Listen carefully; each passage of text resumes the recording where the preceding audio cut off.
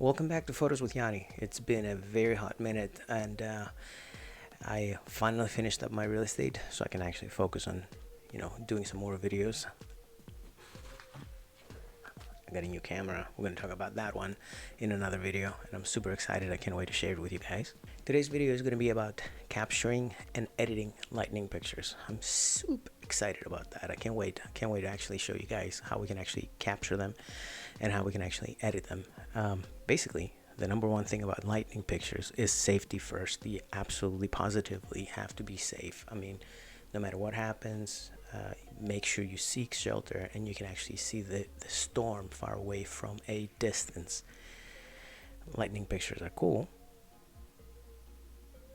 but you don't want to end up to be fried, right? I mean, nobody wants to end up fried just for the sake of a cool picture. Every lightning picture that I've taken it either from the garage or pretty far away, and I've set up the composition so I was extremely far away from the storm, away from danger, and I was able to capture something cool. Here's a couple more pictures of lightning. So a couple of things that we need to start. You need manual focus, you need a tripod, you need a remote shutter. You don't have to have all those things, but that will make your job so much easier. So you set your camera on the tripod, and how do you do manual focus first? Find a light that's far away using the autofocus, make sure your camera is focused, and then immediately turn off autofocus and image stabilization. That is crucial. Turning off image stabilization will actually help you have a pretty smooth image. Keeping it on a tripod, it's counterintuitive. A lot of people don't know about that, but we're all beginners here. Next thing that you're going to do is ISO 100, aperture f8, and have it in bulb mode. ISO 100, aperture f8, and leave it in bulb mode. You press the shutter, and then you want to have about 15 to 20 seconds of dead time. The moment you see lightning, that's when you let go of the shutter. That's it. That's pretty much it. Pretty easy on paper. So some practice, and you will fail. I mean, I failed on a lot of pictures before I was able to get, some semi-decent cool ones. So practice makes perfect, just like everything else. So now that you have your awesome lightning picture, how do you edit it? Let's get to it. So here we are in Lightroom, and the very first thing that you're going to do is remove chromatic aberration and enable profile corrections. This was taken with a Canon 90D, as you can see, 42 seconds at f8, ISO 100, using my 15mm 1585 lens, which I absolutely love that lens, and I can't wait to find something comparable for my full frame camera. And this is from inside my garage. I was able to capture that. So first thing, composition. I like to go ahead and use the 4x5 Instagram crop, well, depending on the picture. And we want to give that picture a little room to breathe, following the rule of thirds. See, we don't want to chop that trash can down here. Enough room at the top and bottom to breathe. Lightning semi in the middle. Let me go ahead and make it somewhat more even. Rule of thirds. There's our lighting picture. So, very first thing, increase the contrast. Drop down the highlights. Lightning is actually bright enough, so the beautiful thing about everything around it, as you can see, it's pretty perfectly illuminated. Back to it. Give me some shadows. We may need to do some topical editing here. The very first thing that you check after your profile corrections and your lens corrections is, let's check to see what the white balance looks like.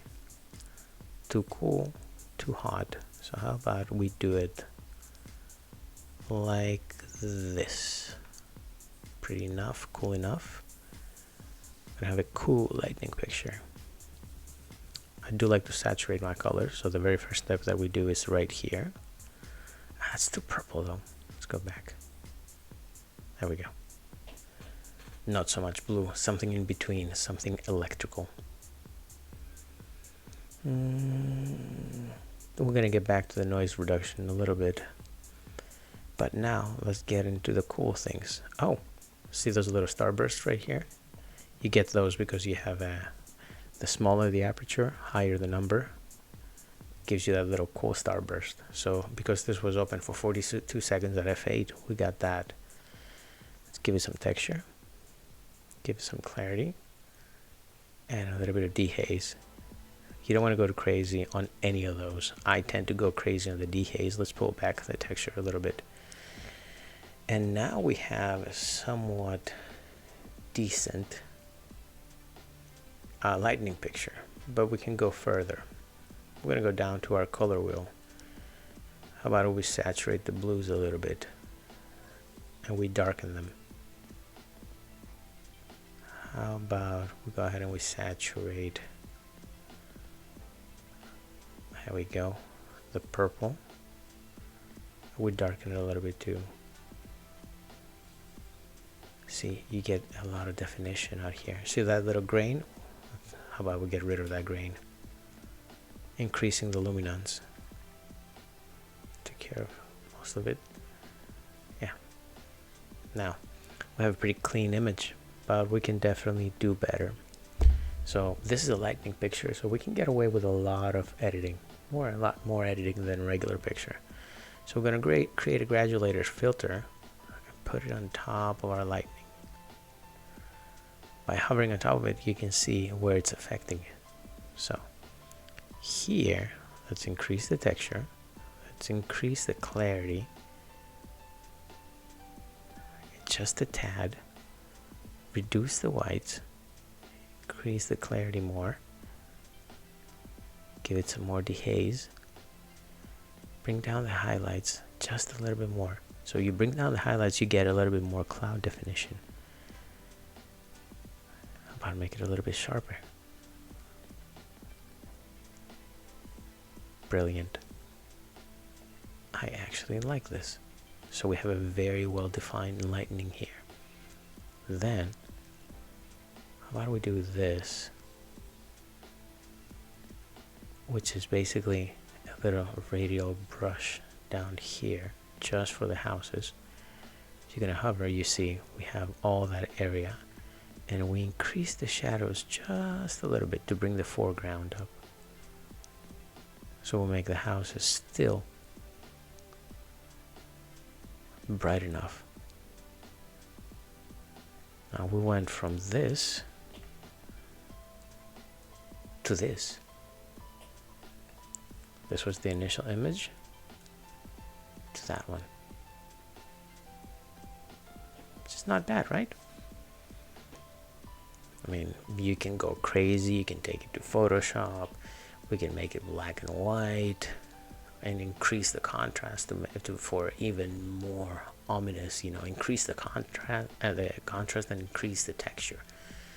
Boom, there's a very ominous black and white picture. Or make it back into color and throw another graduated filter on top of it and just make it all texture and all clarity, even more definition on the clouds. Something else you can do, you don't like how saturated it is, drop down the saturation just a little bit, boom, and now you have, we started with this. See how hazy everything looks right here to this. This is much more pronounced. The clouds are much more pronounced. Keep in mind, every time you do another edit, another layer, another graduated filter, another, editing upon editing, you tend to create much more noise. I don't like the white balance here. How about we make it a little bit hotter?